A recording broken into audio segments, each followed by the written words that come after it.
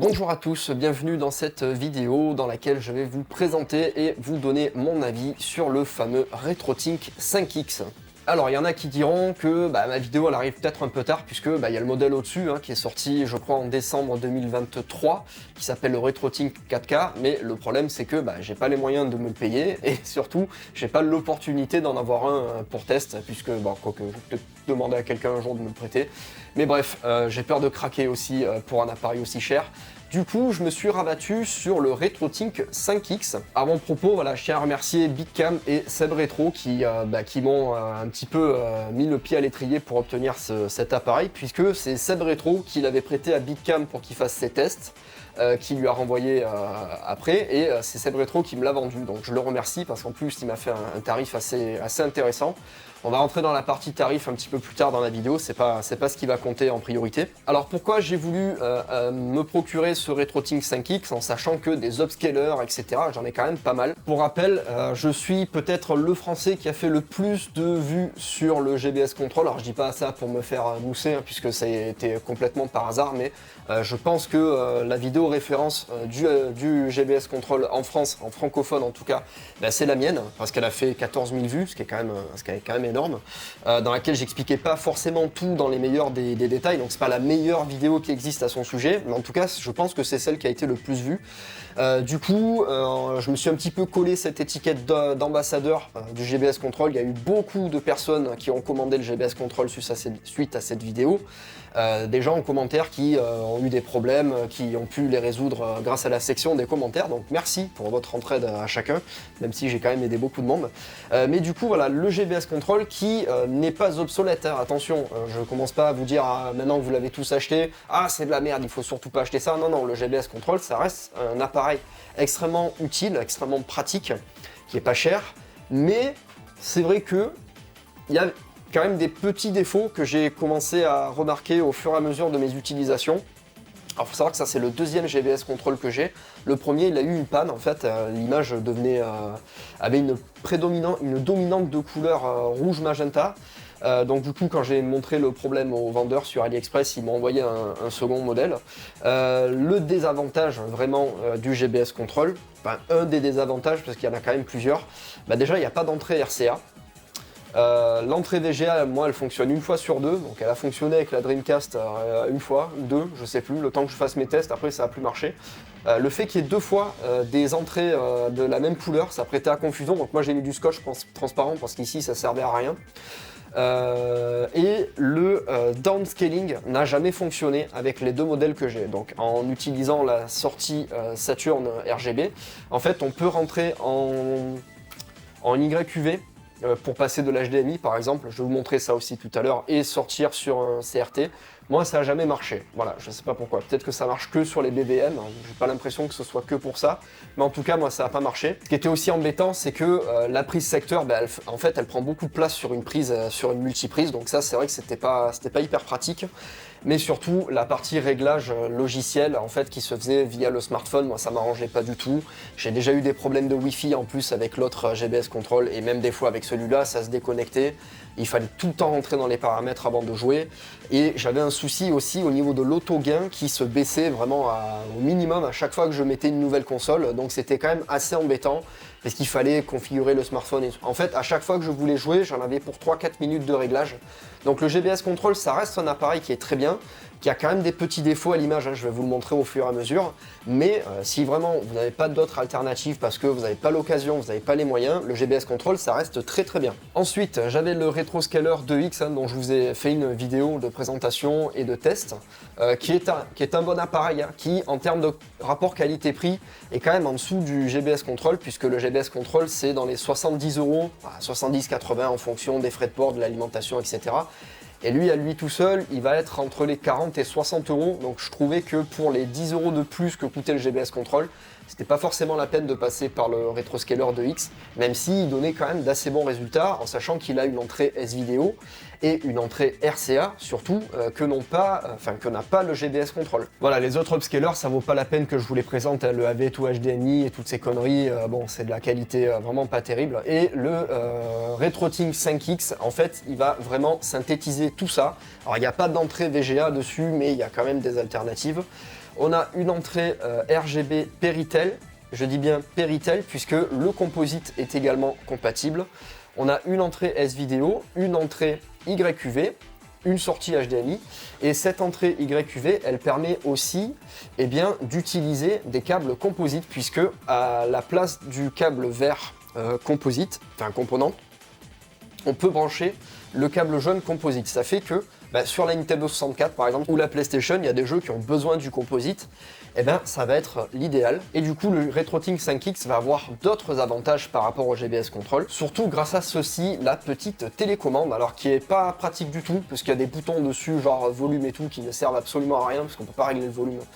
C'est une télécommande assez générique. Donc vous pouvez aussi appliquer un autocollant pour comment ça s'appelle, pour avoir le raccourci des boutons qui est juste. Le truc c'est que l'autocollant il vaut 20 € avec 15 € de frais de port.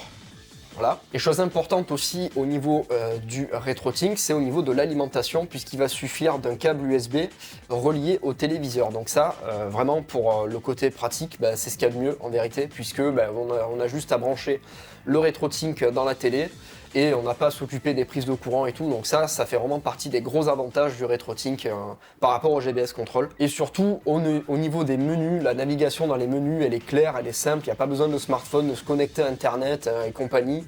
Là, ça va être vraiment tout intégré dans le RetroTink, puisqu'il intègre à l'intérieur, il intègre à l'intérieur une puce FPGA. Alors la puce FPGA, c'est un truc, à chaque fois qu'on parle de rétro gaming, les gens FPGA, de suite, c'est ce qu'il faut.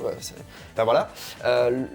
Le FPGA, en fait, il sert juste à programmer, non pas à améliorer les jeux, ça va pas rentrer à l'intérieur de la console, mais il va se programmer et se déprogrammer à chaque fois qu'on change de résolution de sortie. Donc on a vraiment des paramètres qui sont complètement optimisés pour tous les paramètres de sortie du RetroTink. Et l'avantage qu'il a aussi, c'est la multitude de filtres qui vont s'appliquer sur l'image. En fait, il y a vraiment beaucoup de choses. Donc la vidéo va être assez longue, je vais la chapitrer. Et sur tous les extraits qui sont assez longs, je vais mettre une voix off dessus pour que je puisse vous expliquer un petit peu plus en détail ce que moi j'ai vu quand j'ai fait les captures d'écran. Puisque quand on est sur une vidéo YouTube, on peut voir déjà pas mal la différence entre un générateur de scanline tout simple ou un upscaler. Mais c'est vrai que pour être vraiment au plus proche du détail, il vaut mieux que je vous décrive mon ressenti en expérimentant l'image en réel, puisque sur YouTube vous ne verrez pas forcément tout. Sachant que vous n'êtes peut-être pas équipé d'un téléviseur 4K, peut-être que la vidéo ne sera pas bien compressée en plus. C'est assez compliqué de montrer des scanlines sur YouTube.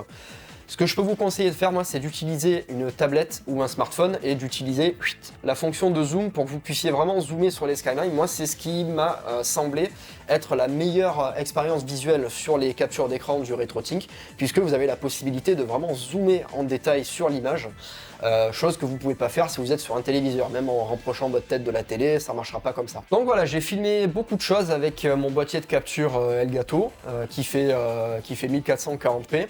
Et au niveau des consoles que j'ai essayé un petit peu tout. J'ai essayé la Switch, j'ai essayé la PlayStation 3. Alors pour brancher la Switch, ça va être un petit peu mariole, mais ça fonctionne très bien. Il vous faudra un convertisseur comme ceci, donc un HDMI to YQV. Pourquoi ? Parce que vous allez brancher votre Switch ou votre PS4, PS5, enfin peu importe, tout ce qui peut se brancher en HDMI, vous rentrez là-dedans. Avant, il faut que vous configuriez votre console en 720p, puisque je crois que l'entrée maximale du RetroTink, c'est du 720p. Donc vous ne pouvez pas rentrer en 1080, bon, ça ne change pas grand-chose. Mais voilà, vous rentrez, vous mettez votre console en 720p, vous rentrez en HDMI, et là vous sortez en YQV, et puis le câble YQV qui sort de là, vous le branchez là-dedans, et vous ressortez en HDMI sur votre télé. Voilà, donc ça fait beaucoup de câbles, mais il y a un avantage à ça, c'est évidemment pour tous les jeux en pixel art, et je vais vous le montrer dans la vidéo. Au niveau de l'upscaling de la Switch, je vous en parle tout de suite par rapport au M classique. Non, le M classique est meilleur. Voilà, je vous le dis tout de suite, il est meilleur parce que il applique un filtre anti-aliasing, il va booster les couleurs, même si il y a une fonction pour ajouter du HDR sur le RetroTink. Mais pour avoir fait l'expérience entre les deux, si jamais vous n'avez que la Switch et que vous voulez jouer que sur un écran plat, sur des jeux 3D, passez par le M classique, vraiment. Mais du coup, pour tous les jeux en pixel art, Tortue Ninja, Bloodstain par exemple, ça va être vraiment l'idéal parce que vous allez avoir la possibilité Non pas forcément d'avoir une meilleure image, mais d'appliquer des filtres scanline que vous ne pouvez pas avoir ailleurs qu'avec le RetroTink. Même si vous me parlez d'émulation et tout, voilà, je vous garantis que c'est pas du tout le même résultat. Donc j'ai branché la Switch pour les jeux en 8 bits et pour Tortue Ninja par exemple. J'ai branché la PlayStation 1, j'ai branché la Dreamcast, j'ai branché la Saturn, j'ai essayé aussi la Nintendo 64 et du coup je vais vous montrer tout ça. Allez, on commence la démonstration avec l'utilisation de Street Fighter Alpha 3 sur Sega Saturn. Donc je vais vous montrer tous les filtres qui sont réglés par défaut. Donc là on a une image pleine dans laquelle aucun filtre n'a été affiché. Donc si vous branchez votre console telle qu'elle, c'est comme ça qu'elle sera affichée, du moins si vous utilisez le câble RGB en entrée directe sur le RetroTink. Donc le premier filtre c'est le Slot Mask. Ensuite, on a l'aperture grille, donc il ne met pas exactement les mêmes scanlines que sur le slot précédent. Le filtre BVM qui va évidemment correspondre aux écrans broadcast. Le PVM 600, un PVM assez répandu dans le monde du rétro gaming et dans l'utilisation professionnelle. Le FV 310, je pense aussi que c'est un modèle d'écran qui est sorti pour les moniteurs professionnels. Le Consumer 1, ça va vraiment être mon préféré, c'est celui qui va le plus se rapprocher d'un écran cathodique grand public, on va dire. Ici on a une variante, avec des scanlines qui sont différentes. Là on a le réglage LCD qui correspond à l'écran de la Game Boy Advance. Donc là sur l'image en plein écran, vous voyez que je bidouille un petit peu les menus pour vous montrer qu'on peut modifier les scanlines. C'est pas que des lignes droites, c'est aussi une espèce d'algorithme qui est calculé sur la recréation des pixels. On peut également régler la quantité des scanlines. Est-ce que vous voulez qu'elle soit plus prononcée ou un petit peu plus discrète? Ça, ce sera à vous de voir. Vous pouvez aussi changer le masque qui va être sur l'image. Et enfin, la possibilité de régler le gamma ainsi que la saturation des couleurs. Donc ça c'est pareil, la saturation des couleurs ça va être assez intéressant dans la mesure où en fonction des filtres que vous allez choisir, vous n'aurez pas la même saturation de couleurs pour ne pas rentrer en contradiction avec la console que vous êtes en train d'utiliser, son câblage et vos réglages de téléviseur par exemple. Donc on peut vraiment aller dans le détail au niveau des couleurs, de la lumière et tout, ça c'est vraiment intéressant. Vous aurez également la possibilité de modifier votre image comme sur un écran VGA. Vous vous souvenez à l'époque sur les écrans VGA on pouvait faire ça. Donc vous pouvez déplacer l'image sur votre écran. Vous pouvez également modifier sa taille. Ça va pouvoir régler certains problèmes de ratio sur certains jeux par exemple. Ou même cropper dans l'image directement. Vous vous souvenez que sur certains jeux Mega Drive des fois vous avez un petit liseré en bas de l'image qui peut être assez gênant. Un truc qui clignote par exemple, vous pouvez le faire disparaître avec ça. Et vous aurez également plusieurs pré-réglages de résolution puisque sur une même console, des fois vous avez besoin de changer de résolution. C'est le cas sur la PlayStation par exemple, qui a deux types de résolution 4 tiers différentes, dont l'une est un petit peu plus large que l'autre. J'ai expérimenté ça avec Dino Crisis 2 récemment. Là on a également la possibilité d'ajouter de quoi adoucir l'aliasing sur les images. Et on a également un algorithme de désentrelacement qui s'appelle le Motion Adaptative qui vraiment fait des miracles sur les jeux en entrelacé comme sur la PS2 par exemple, qui va calculer, qui va faire une moyenne entre l'image précédente et l'image suivante sur votre jeu. Ça rajoute pas de lag en plus, c'est vraiment exceptionnel. On peut aussi avoir des informations sur la source, donc la résolution d'entrée et même de savoir si votre jeu est en 50 ou en 60 Hz. On a aussi 10 slots de pré-réglage disponibles qu'on peut renommer si vous voulez faire vos réglages pour chacune des consoles par exemple. Là on passe à un cas intéressant puisque c'est la Nintendo Switch qui est branchée avec Bloodstain, un jeu que j'ai vraiment beaucoup apprécié en hommage à Castlevania. Ce genre de filtre n'existe pas sur le jeu de base, donc je trouvais que c'était assez dommage de ne pas avoir une image parfaite pour ce jeu. Là avec le filtre Consumer 1, je vous ai zoomé l'image sur le côté gauche pour que vous vous rendiez compte un petit peu de la précision des scanlines. Honnêtement là j'ai vraiment le jeu comme j'aurais toujours aimé qu'il soit sur la Switch ou n'importe lequel des supports. Et du coup je vous laisse apprécier les images.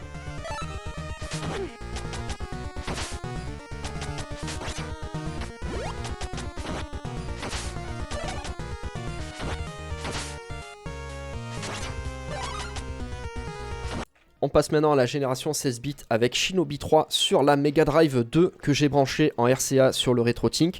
Pourquoi en RCA? Eh ben pour conserver ces effets de transparence hein, qui sont assez importants pour la direction artistique. Vous voyez que en utilisant les filtres scanline, eh ben on peut retrouver ces effets de transparence qui peuvent disparaître hein, quand on utilise du RGB. Et vous voyez que même avec un câble RCA, on a quand même une image assez propre, même si les couleurs bavent un petit peu. On enchaîne ensuite avec Castle of Illusion, hein, un de mes jeux préférés sur Mega Drive. Je trouve toujours que c'est un jeu absolument magnifique. Et je vous laisse aussi apprécier la qualité des musiques, puisque le RetroTink retravaille le son. Et vraiment, c'est la première fois que j'entends la Mega Drive avec une qualité sonore comme ça.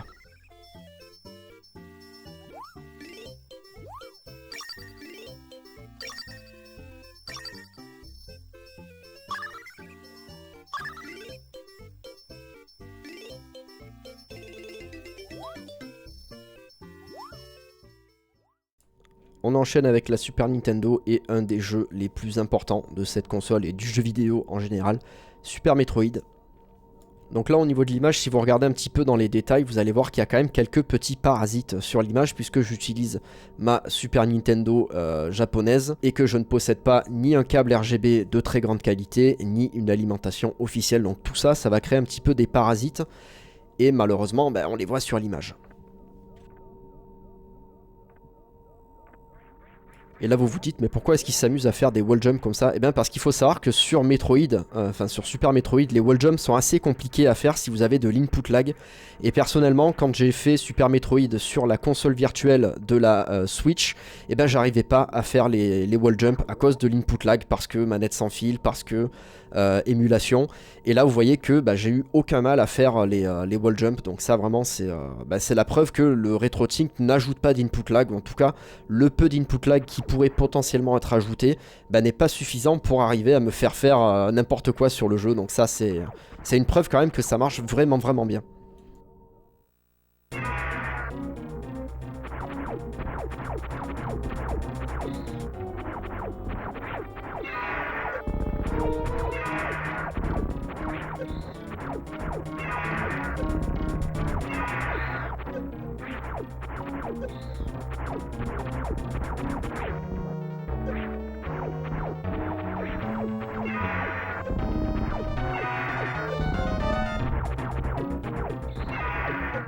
Ici on fait un petit face à face entre deux types de scanline différents, donc les scanlines normales on va dire, et les scanlines en mode ruche d'abeille. Hein.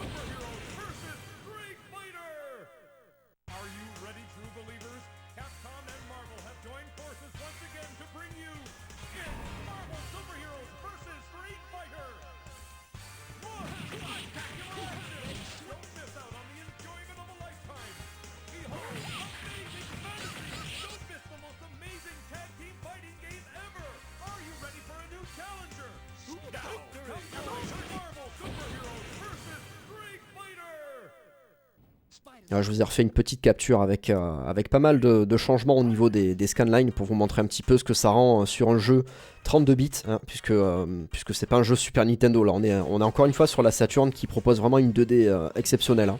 Sur ce genre d'upscaling, en plus, la 2D ressort vraiment très bien.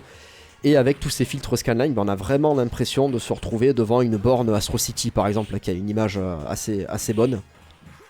Et ce qui du coup va être assez intéressant avec tous ces filtres d'image, c'est que cette compilation qui va sortir bientôt, là, Marvel versus Capcom Anthology, c'est qu'on va pouvoir comparer par la suite le rendu des portages et voir s'il vaut mieux y jouer sur les nouvelles versions, ou bien est-ce qu'il vaut mieux brancher son ancienne console avec un RetroTink.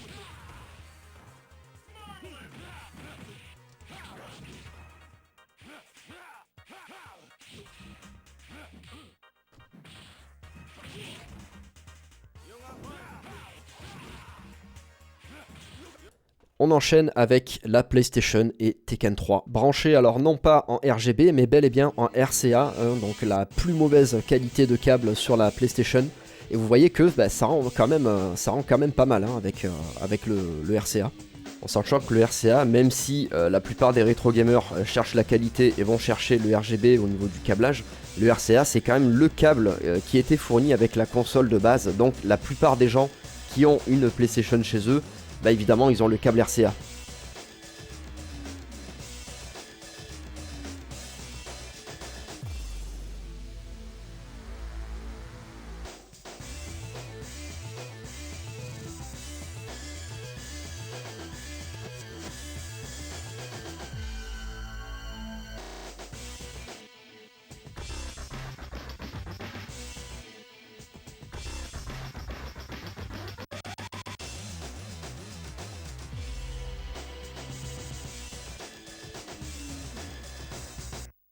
Et vous voyez que sur le logo, on a quand même l'impression que les couleurs tremblotent un petit peu, mais ça, bah, c'est le RCA qui est comme ça, malheureusement, on peut pas faire grand chose. Et là où le RCA va être vraiment important, c'est sur Silent Hill. Silent Hill que j'ai essayé en plusieurs configurations possibles, hein, avec la PS3 en HDMI, avec la PS1 branchée sur le GBS Control en RGB, etc. Et le meilleur résultat que j'ai eu, le meilleur compromis que j'ai trouvé, bah, c'est toujours avec le RetroTink et la console branchée en RCA, pour conserver ces effets de transparence, pour conserver ces effets de dégradé de couleur qu'on ne retrouve pas avec une image beaucoup trop précise en RGB. Donc le RCA, effectivement, c'est pas très joli, etc. Mais sur des jeux comme Silent Hill, où on a besoin d'avoir une image un petit peu crasseuse, hein, pour être un petit peu sans pitié au niveau des termes, c'est un jeu qui a besoin d'avoir une image qui bave, avoir une image qui n'est pas parfaite. Donc voilà, Silent Hill, sur un écran plat, pour moi, ça doit se jouer en RCA avec le RetroTink et cet effet de scanline omniprésent sur l'image. Hein, ça va être vraiment, vraiment important d'avoir tout ça pour essayer de conserver au maximum les effets de transparence et les dégradés de couleur qu'on ne peut pas retrouver si on a une image complètement nette. D'ailleurs, un petit peu plus tard dans cet extrait, je vais un petit peu jongler entre les modes différents de scanline pour que vous puissiez un petit peu comparer par vous-même la différence entre les scanlines du consumer mode et du mode PVM par exemple. Ce qui est important sur Silent Hill aussi, c'est que c'est un jeu qui change constamment de résolution quand vous êtes dans des séquences in-game. C'est-à-dire que quand vous ouvrez l'inventaire, le jeu passe, admettons, du 240p au 480i. C'est peut-être pas exactement comme ça que ça se passe, mais le jeu va jongler entre plusieurs résolutions et va jongler entre l'entrelacé et le progressif. Et ça, en fonction de l'upscaler que vous utilisez, par exemple, je sais que sur le FrameMeister ou sur l'OSSC, eh ben, c'est très gênant. C'est très gênant parce que l'OSSC ou le FrameMeister vont péter un petit peu pendant que... Enfin, ils vont péter. Ça va afficher un écran noir pendant quelques secondes, le temps que l'upscaler recalcule le fait qu'il change de mode d'affichage, et ça peut être vraiment gênant. Par exemple, sur Resident Evil 2 sur Nintendo 64, c'est aussi le cas lorsque vous changez d'écran, le jeu change de résolution, et il y a des cas où c'est vraiment pas possible de jouer comme ça. Et sur le RetroTink 5X, eh ben, ce changement de résolution se fait de façon moins violente, donc vous n'aurez pas vraiment de problème à jouer sur ces jeux-là. Alors après, bien sûr, il y a une méthode beaucoup plus simple pour éviter ces problèmes de changement de résolution, c'est tout simplement de passer par une PlayStation 3, puisque l'émulateur interne de la PlayStation 3 permet d'éviter tous ces problèmes de changement de résolution. Et rien ne vous empêche par exemple de brancher votre PlayStation 3 avec vos câbles RGB de PlayStation 1 ou PlayStation 2, ça fonctionnera aussi. Et comme ça vous pourrez vous brancher tranquillement sur le RetroTink. Et vous pouvez aussi passer par les câbles componentes. Et là du coup vous voyez que dans le jeu on est dans une zone assez sombre au niveau de l'éclairage. Et vous voyez que je m'amuse un petit peu à chercher avec les différents filtres de skyline qu'est-ce qui pourrait faire en sorte que tous ces petits triangles, là, toutes ces petites formes géométriques qui créent les dégradés sur l'écran cathodique puissent disparaître, ou en tout cas s'atténuer au maximum. Et malheureusement, alors ça s'atténue mais ça ne disparaît pas complètement, hein. On n'est toujours pas aussi précis qu'un écran cathodique. Après ce sera bien évidemment plus ou moins visible en fonction de la taille de votre écran.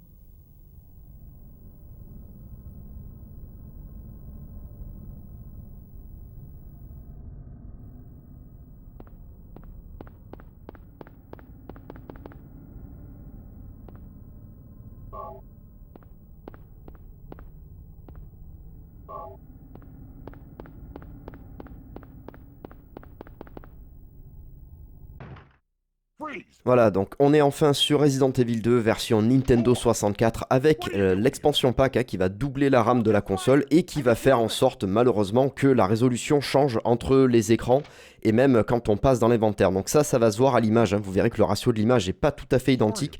C'est quelque chose qui est totalement imperceptible sur un écran cathodique mais qui malheureusement, quand on passe par un upscaler, va être visible et très gênant en fonction des upscalers que vous allez utiliser. Là, je précise également que la console n'est pas RGB, malheureusement, elle n'est toujours pas modée RGB, et j'ai décidé de passer par un câble RCA et non pas par un câble S-Vidéo pour des raisons pratiques. Voilà, parce que je pense qu'il y a beaucoup plus de gens qui vont jouer à leur 64 en RGB ou en RCA, mais du coup, voilà ce que ça donne la 64 avec un câble RCA. Tac, vous voyez là le petit écran brouillé qu'il y a eu, ça en fait c'est parce que le jeu change de résolution. Hop, pareil, on a la même chose là quand on passe sur l'inventaire. Et quand ça revient, vous voyez que la taille de l'image n'est pas vraiment la même.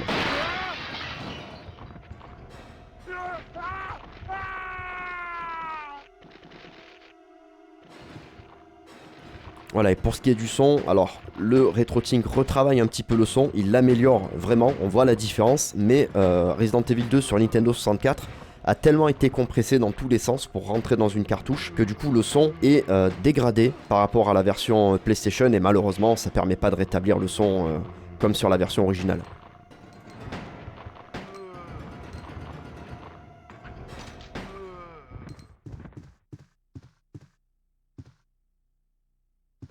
Donc voilà, le changement de résolution qui s'opère quand on ouvre l'inventaire. Vous voyez que la taille de l'image se modifie aussi quand on ouvre l'inventaire. Pourquoi? Parce que la résolution interne du jeu change. Alors ça peut se modifier quand on utilise non pas l'expansion pack de la Nintendo 64, mais le jumper pack, donc la mémoire RAM de base de la Nintendo 64. Le truc c'est que vous aurez une moins bonne image sur la console. Déjà qu'en RCA c'est pas terrible, bon voilà.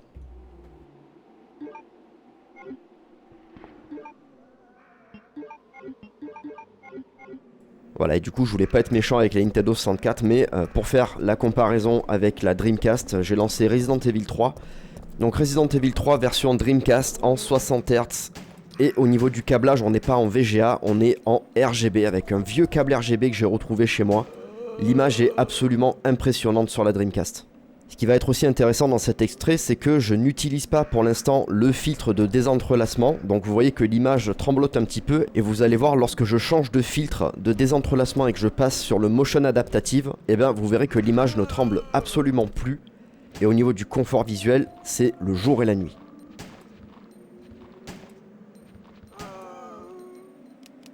Donc là vous voyez bien par exemple sur la voiture que ça tremblote un peu, puis même avec l'effet de scanline ça fait un petit peu l'impression qu'il y a des vagues sur l'image, c'est vraiment désagréable. Et alors attention, voilà, on passe en mode motion adaptative, et alors là il n'y a plus aucun souci au niveau de l'entrelacement. Et c'est justement ce genre de problème qui existe aussi quand vous voulez jouer avec une PlayStation 2 sur un upscaler, c'est que l'image reste en entrelacé et du coup ça tremble dans tous les sens. Et d'utiliser le motion adaptative, ça ajoute malheureusement des artefacts sur l'image.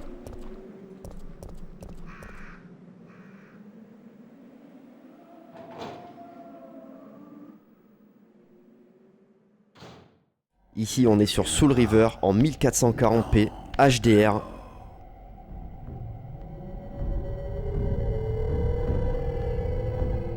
Voilà, donc séquence de gameplay, je rappelle, on n'est pas sur émulateur, on n'est pas sur une console bidouillée ni quoi que ce soit, on est sur une Dreamcast en RGB, en 1440p HDR, grâce au RetroTink.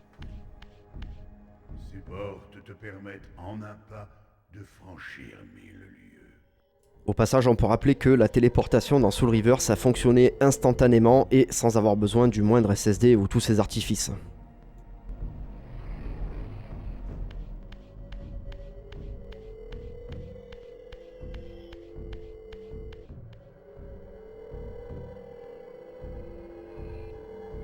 Et là justement j'ai filmé ce même endroit au téléphone avec le GBS Control et vous voyez que le GBS Control crée des déchirures sur l'image au niveau de la synchronisation verticale. C'est pas aussi qualitatif que sur le RetroTink.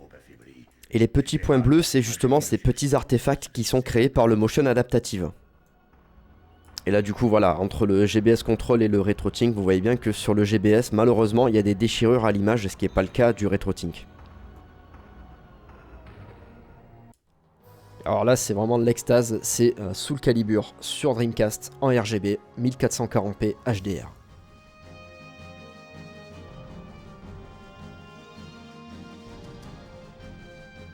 Et à la limite sur ces deux jeux là que je viens de vous présenter, la 3D est tellement qualitative sur Dreamcast que c'est limite même pas la peine de mettre des scanlines pour éventuellement gommer certains petits défauts sur l'image.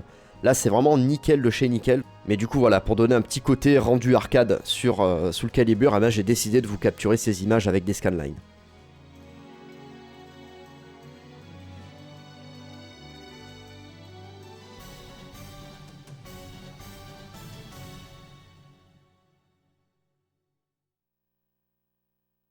Nightmare versus Taki. Battle 1, fight!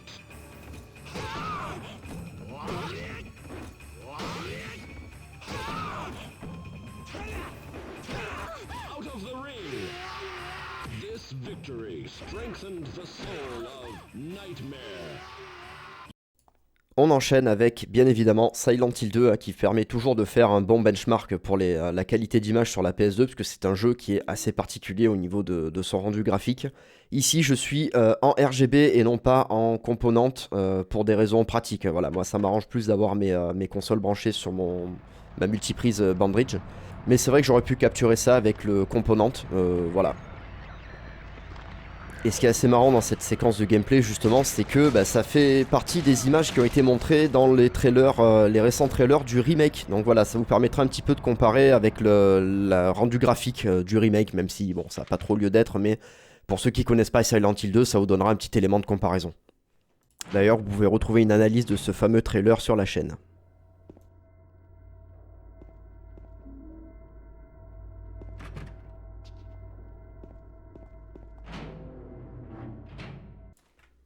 On passe ensuite sur la GameCube, donc sur la GameCube j'ai fait pas mal de tests, j'ai fait pas mal de branchements différents. Évidemment un des jeux les plus beaux sur la GameCube c'est Resident Evil 4 qui me permet de vous montrer un petit peu ce que ça donne avec la fonction de zoom dans l'image, puisque c'est un jeu qui n'est pas en plein écran sur GameCube Resident Evil 4, puisqu'il utilisait les bandes noires en haut et en bas, alors pour donner un effet cinématographique bien évidemment, mais c'était surtout une bonne excuse pour libérer de la VRAM sur la console, et c'est pour ça que Resident Evil 4 était aussi beau sur cette console.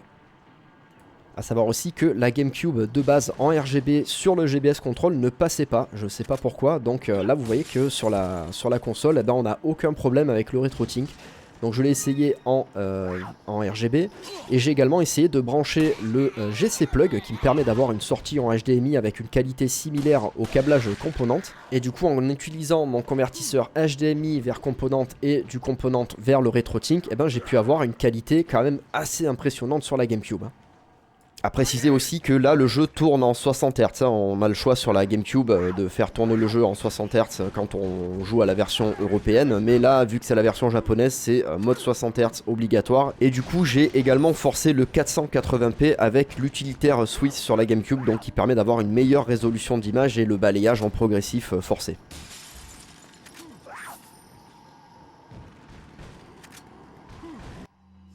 Alors là c'est sûr qu'avec les scanlines on peut se dire que ça gâche un petit peu l'image, mais étant donné que j'ai dû zoomer pour avoir l'image en plein écran sur la GameCube, sachez que quand on prend un jeu qui n'est pas en plein écran sur GameCube et qu'on l'affiche à fond sur un écran 4K, en fait on se rend compte que le jeu est pas si beau que ça. Alors c'est pas la faute du jeu, c'est juste qu'à l'époque il n'y avait pas trop le choix pour faire tourner RE4 sur GameCube.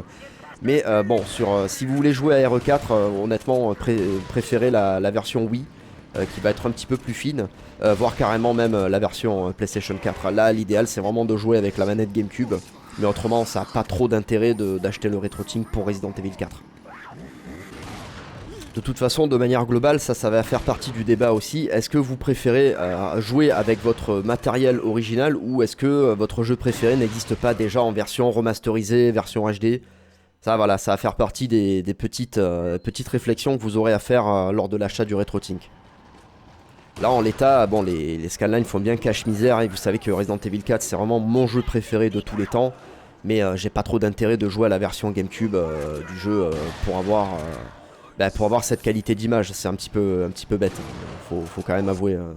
D'ailleurs, si vous voulez mon avis, pour y jouer vraiment avec la manette GameCube et une calibration parfaite, préférez la version Switch qui est vraiment impeccable.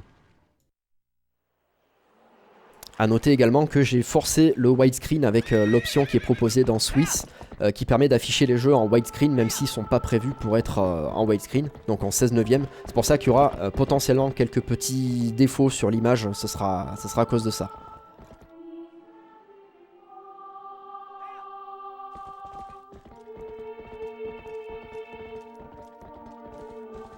Alors bien sûr, si on compare avec l'émulateur Dolphin ou la version Wii U de Twilight Princess qui a été sortie officiellement en HD par Nintendo, c'est sûr que c'est pas aussi beau, c'est pas aussi fin, mais pour ceux qui veulent une image de puriste sur la GameCube, vous voyez que c'est quand même assez joli.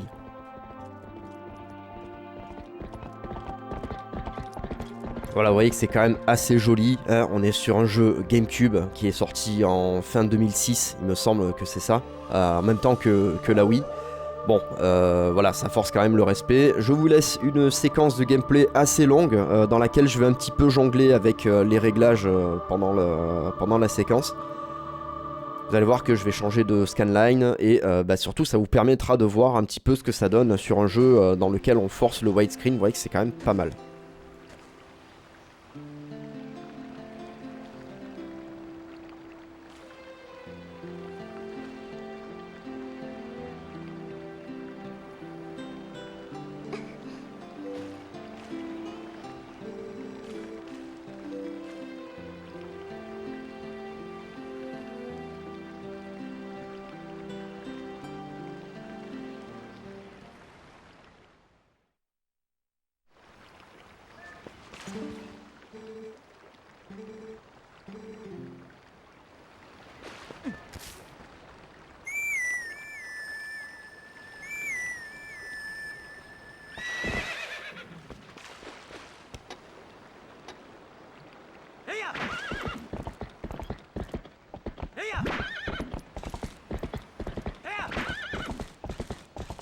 Hop là, vous voyez ce genre de petit bug d'affichage qui arrive parce que le widescreen est forcé par l'utilitaire Swiss et pas parce que le jeu est comme ça.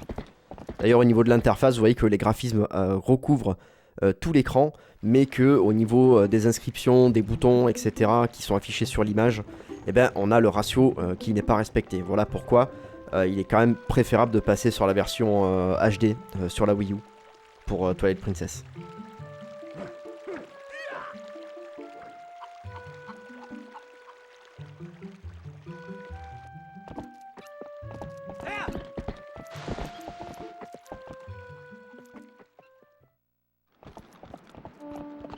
Voilà, donc là, je vais enlever les filtres sur la vidéo et vous allez voir un petit peu le résultat de ce qui sort directement des tripes de la console. Là, au niveau des petits bugs d'affichage, je rappelle que c'est parce que j'ai forcé le widescreen. Mais voilà, ça vous permet aussi de voir que y a beaucoup de réglages qui sont possibles de faire et qui permettent de rattraper les erreurs, entre guillemets, du RetroTink. Puisque on lui balance du signal et puis lui, il doit le traiter, mais des fois, il a un petit peu besoin de nous. Pour rappel, vous pouvez enregistrer vos pré-réglages dans les slots prédéfinis pour ça. Et du coup, voilà, par exemple, si vous réglez bien votre image pour la GameCube, vous pouvez du coup sauvegarder votre pré-réglage, le renommer comme vous voulez, par exemple GameCube widescreen, même si le nombre de caractères est limité, mais bon voilà, vous vous débrouillez. Et comme ça, à chaque fois que vous aurez un jeu GameCube à lancer en widescreen, vous pouvez charger votre pré-réglage et vous aurez une espèce d'expérience plug and play. En tout cas, beaucoup plus simple qu'avec le GBS Control, même s'il permettait de sauvegarder jusqu'à 5 slots, je crois, de pré-réglage. On enchaîne avec Dragon Ball Advance Adventure sur Game Boy Advance, directement via la GameCube avec le Game Boy Player et le Game Boy Interface, une meilleure application pour lancer les jeux Game Boy sur GameCube. Donc là on n'est pas sur l'Analog Pocket, on est vraiment sur le matériel officiel Nintendo, si je puis dire. Et avec le mode d'affichage LCD au niveau des scanlines pour essayer de reproduire un petit peu l'espacement des pixels qu'il y a sur l'écran de la Game Boy Advance. Et comparé à l'Analog Pocket, c'est vrai que c'est quand même assez similaire, le résultat est vraiment très très propre. Même si pour des jeux comme ça, bien que j'ai énormément de respect pour Dragon Ball Advance Adventure, hein, c'est pas la question, mais les jeux de Game Boy, donc les jeux pour console portable, en général quand on les affiche en plein écran, bah, c'est vrai que ça fait un petit peu mal. Donc de base le RetroTink garde un petit peu cette taille d'image, mais vous pouvez l'augmenter soit avec Swiss directement, donc avec le Game Boy Interface, soit en allant dans les menus et en zoomant dans l'image. Après ça, ce sera à vous de faire vos choix, en sachant que le RetroTink n'est pas réservé que aux écrans 4K, OLED, 55 pouces et compagnie. Non, vous pouvez aussi l'utiliser sur des petits écrans.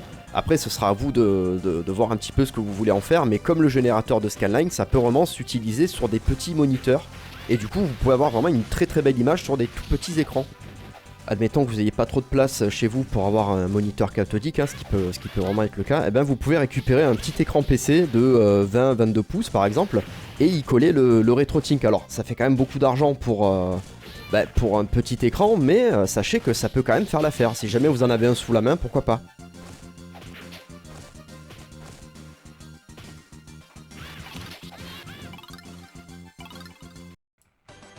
Et là du coup on termine avec TMNT, Shredder's Revenge, un de mes jeux préférés sur cette nouvelle génération de consoles, qui possède des filtres cathodiques, hein, mais qui malheureusement pour moi rajoute vraiment trop de défauts sur l'image. On a l'image qui est bombée, qui rajoute beaucoup de rouge aussi sur les couleurs. Tandis que là, avec les filtres du RetroTink, on a vraiment l'impression d'être sur un écran cathodique, hein. L'illusion est vraiment parfaite. Pour avoir fait le test sur ma nouvelle télé Trinitron 16.9, là, c'est vrai que c'est quand même assez impressionnant. En sachant que du coup pour avoir ce rendu, il faut appliquer aucun filtre sur l'image de base du jeu et ensuite jouer avec les paramètres du RetroTink. Et là où il va falloir faire un petit peu attention aussi au niveau de la Switch, c'est au niveau de la gamme RGB, hein, dans les paramètres d'écran de la console, puisque si vous vous mettez en gamme de couleur RGB limitée, je trouve qu'il y a un petit peu de déperdition au niveau de l'image. Alors c'est peut-être dû à mon transcodeur HDMI vers YQV, mais pour le coup quand vous utilisez le RetroTink, moi je vous conseille de vous mettre en gamme RGB complète, comme ça vous aurez un petit peu plus de contraste dans les couleurs, ce sera un petit peu mieux restitué.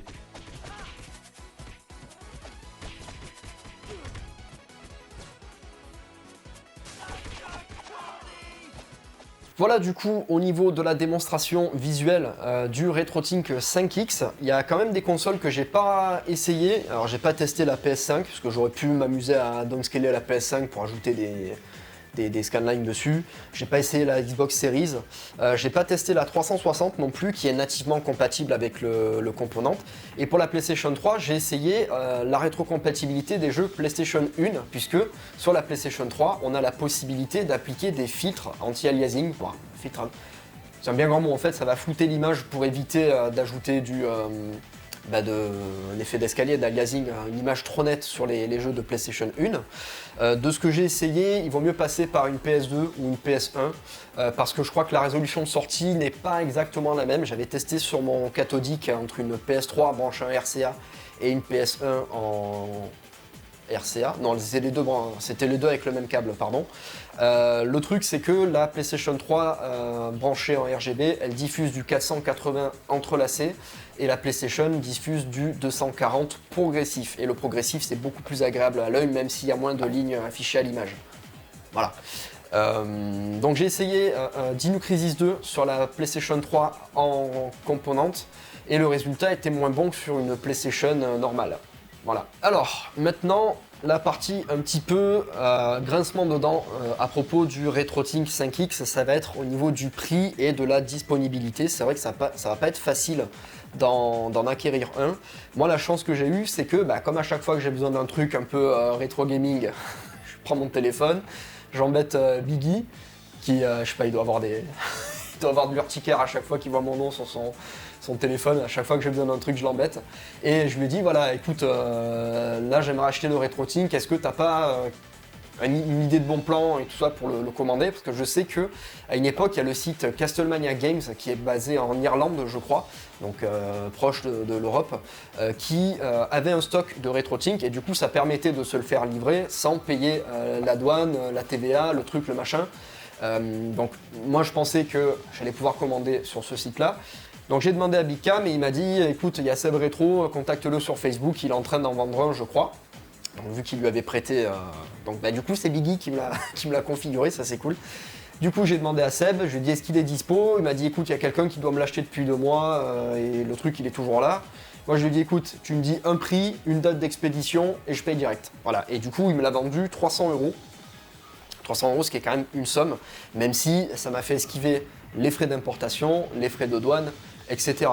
En sachant que y en a pour une centaine d'euros en tout à rajouter en plus du prix du RetroTink. Alors, j'ai eu beaucoup de chance, c'est vrai, puisque normalement sur le marché de l'occasion, forcément ceux qui vendent le RetroTink, ils vont essayer de récupérer la totalité du prix d'achat de l'appareil, donc avec les frais de port et les frais de douane inclus, puisque psychologiquement, c'est quand même de l'argent. Donc moi j'ai eu de la chance. Maintenant, est-ce que ça vaut le coup de mettre 300 euros, même plus, pour ceux qui n'ont pas l'opportunité d'en trouver un d'occasion? Là, ça va dépendre de chacun d'entre vous. Ça va dépendre en sachant qu'il y a quand même beaucoup d'alternatives pour pouvoir jouer à des jeux rétro dans de très bonnes conditions si on n'a pas d'écran cathodique. Voilà, il y a d'autres upscalers, il y a l'émulation qui marche vraiment très bien aujourd'hui. Vous prenez une Xbox Series S, vous mettez le mode développeur pour 20 euros. Si vous voulez vous amuser avec les filtres de RetroArch, ça fonctionne très bien. Voilà, moi je ne vais pas jeter la pierre sur les gens qui font de l'émulation. Si ça vous plaît de jouer comme ça, jouez comme ça. Voilà. Moi j'ai un écran cathodique, j'ai une télé OLED. Et c'est vrai que j'aurais pu me passer totalement de cet achat en sachant que moi je n'ai pas de Mister FPGA. Mister FPGA qui coûte quand même assez cher, mais j'ai une Analog Pocket. Et que sur l'Analog Pocket, on a la possibilité de jouer dans les conditions parfaites à la Super Nintendo, à la Mega Drive, à la NES, à la Master System, à la Game Gear, à la Game Boy, à la Game Boy Advance. Voilà, j'ai vraiment beaucoup d'alternatives, mais c'est vrai que pour tout ce qui va être la PS2, par exemple, moi je joue beaucoup à la PS2. La GameCube, il y a quand même des alternatives, mais est-ce qu'elles sont aussi bonnes que le RetroTink? Ça va dépendre de votre engagement en fait par rapport à ce qui vous satisfait sur votre image. Donc je vous dis ça pas pour faire moi j'ai mieux que vous donc machin, mais il faut aussi dire les choses. Voilà, si c'est juste pour jouer une fois de temps en temps, peut-être que vous n'avez pas besoin d'acheter un RetroTink à 300, 500 euros. Je prends souvent cet élément de comparaison quand je me balade dans Paris, par exemple, à côté de la rue Sainte-Anne, où il y a un book-off auquel je vais assez souvent. Il y a la place Vendôme. À la place Vendôme, il y a des montres qui ont le même prix qu'une voiture. Alors que tu prends une Renault 5, dedans il y a une horloge aussi, et l'horloge de la Renault 5 que tu as eu pour, 200 balles, elle te donne aussi bien l'heure que la Rolex à plusieurs centaines de milliers d'euros. Là, c'est un peu pareil. Vous avez une chaise à la maison, vous achetez un fauteuil, vous êtes assis dessus, mais c'est pas pareil. Voilà. Pour le RetroTink, en fait, c'est un petit peu la même chose. Ça va vous permettre de jouer à vos consoles dans de meilleures conditions. Vous kifferez peut-être pas un jeu plus en passant par le RetroTink que par l'Analog Pocket. Moi, je vais pas vous mentir. Putain, j'ai le nez qui me gratte à cause des lunettes. Je vais pas vous mentir, quand il faut jouer à un jeu 8 ou 16 bits, je vais passer par l'Analog Pocket. Parce que le signal, il est directement en HDMI, il est plus propre. Alors que quand je joue sur ma Super Nintendo ou ma Mega Drive, vu que j'ai pas l'alimentation officielle des câbles RGB, les câbles RGB que j'ai, ils sont pas d'une très très grande qualité. J'ai des petits parasites sur l'image. Alors je crois qu'il existe une option sur le RetroTink pour les atténuer. J'ai pas retrouvé cette option, il faudra que je recherche. Mais en tout cas, mon signal est beaucoup plus pur qu'avec mes consoles d'origine via l'Analog Pocket. Donc finalement, pour ça, j'en ai pas besoin. Et en plus, ils ont rajouté des filtres Trinitron qui sont vraiment exceptionnels sur l'Analog Pocket. Mais en même temps, c'est pas... le filtre Trinitron de l'Analog Pocket, même si on peut le régler, on n'a pas les mêmes filtres qu'avec le RetroTink. Donc voilà, après ça va être une question de choix en fonction des jeux, en sachant que le plus important, ça reste quand même le jeu en priorité. Et par la suite, ça va être les conditions de jeu. Voilà, moi je mets toujours le jeu en priorité. Ensuite, est-ce qu'on y joue sur le support d'origine? Est-ce qu'on a la manette originale? Est-ce qu'on a le support physique du jeu? Ou est-ce qu'on joue sur Everdrive? Et bien avant tout ça, est-ce qu'on s'amuse vraiment? C'est bien beau de jouer à des jeux qui sont neufs sur des consoles originales et tout, mais si votre jeu ne vous plaît pas, à quoi ça sert? Ça sert à rien finalement. Maintenant, est-ce qu'il y a vraiment besoin d'aller aussi loin dans la qualité d'image pour arriver à apprécier un jeu? C'est pas exactement la question qu'il faut se poser. Moi j'arrive à m'amuser aussi sur une console Ambernic d'émulation, Retroid Pocket. Là, il y a l'émulation qui est arrivée officiellement sur iPhone avec l'installation de RetroArch qui est disponible sur les iPhones qui ne sont pas hackés. Et ben, ça m'arrive de temps en temps de me lancer RetroArch avec Aladdin sur la Mega Drive et une manette Xbox sans fil pour jouer sur mon téléphone. Parce que l'écran OLED de l'iPhone, il est très bien et j'arrive à m'amuser comme ça. Mais c'est vrai que quand même, on va pas se mentir, hein, le filtre Consumer One du RetroTink, ouais. Je vous le dis, les gars, franchement, ouais. Non, c'est trop bien. C'est vraiment trop bien. Donc, vous verrez en fonction de vos moyens, mais honnêtement, moi je regrette pas un seul centime du RetroTink. Voilà. Peut-être que j'aurais pu passer sur la version 4K directement. Pour l'instant, j'estime que 1000 euros, ou peut-être moins, enfin, je sais pas, peut-être qu'il se trouve à 800 $, mais c'est quand même le double, voire le triple du prix. Moi, j'ai eu une occasion pour 300 €. Bah oui, en 2024, d'avoir le RetroTink 5X, c'est déjà très bien et ça suffit. Voilà, ça suffit. En sachant que moi, derrière, bah, ça peut-être me rendre service pour des numérisations de VHS ou d'autres produits. Hein, voilà. Avant de partir de chez mon père, j'avais numérisé toutes nos VHS de famille avec un boîtier Dazzle en composite. Bon, c'était pas parfait, mais ça m'a permis quand même de sauvegarder déjà, d'avoir une sauvegarde numérique de nos films familiaux que j'ai pu un petit peu dispatcher dans ma famille, hein, tonton, tata, même si on ne s'est plus vu depuis des années, ben, voilà, j'ai quand même des images de mes cousins, cousines quand ils étaient bébés, etc. Donc c'est des images assez précieuses. Et puis avec ça, si jamais je me relance dans le truc de refaire une numérisation de même des VHS perso, je vous ai montré une fois, j'avais fait une soirée Tekken en stream, je vous avais montré 2 VHS de Tekken.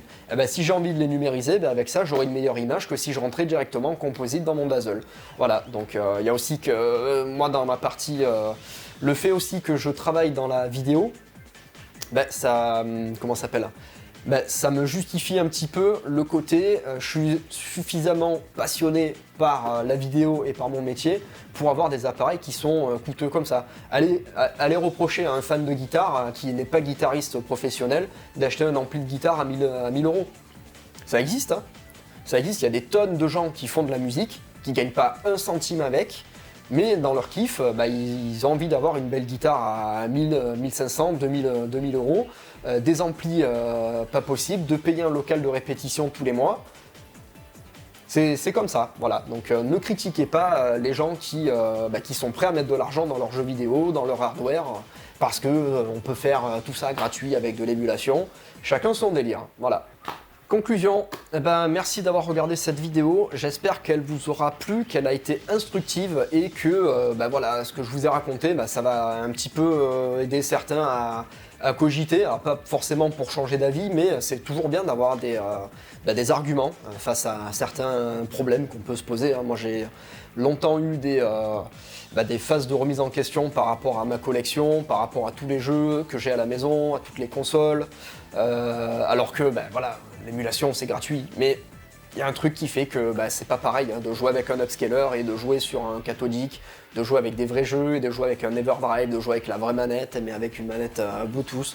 Voilà, il y a des choses comme ça, et puis des fois, en entendant des créateurs de contenu, des vidéastes donner leurs arguments sur certaines choses, moi ça m'a aidé un petit peu à réfléchir aussi, et soit me conforter dans mon idée, soit me remettre complètement en question, donc voilà. Je pensais que ça allait être assez intéressant de votre côté de me donner un petit peu vos ressentis dans les commentaires, que ce soit par rapport à ce que j'ai dit, par rapport aux images que je vous ai montrées.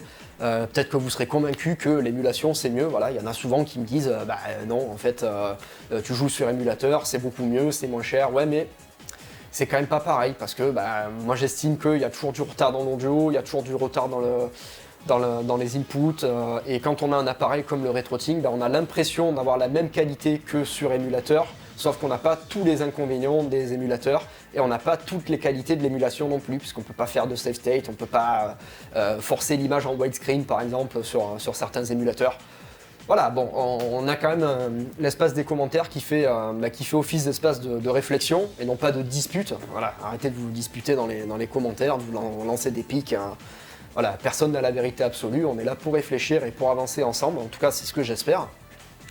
Par rapport à la vidéo, bah, n'hésitez pas à mettre un like parce que ça a quand même demandé pas mal de travail. De mettre un petit commentaire d'encouragement ou un argument. N'hésitez pas à vous abonner surtout, ça fait toujours plaisir. Et à la partager à vos amis qui pourraient être intéressés par un avis assez frais sur un appareil qui est sorti il y a quand même quelques années. Parce que tout le monde n'a plus que Dieu.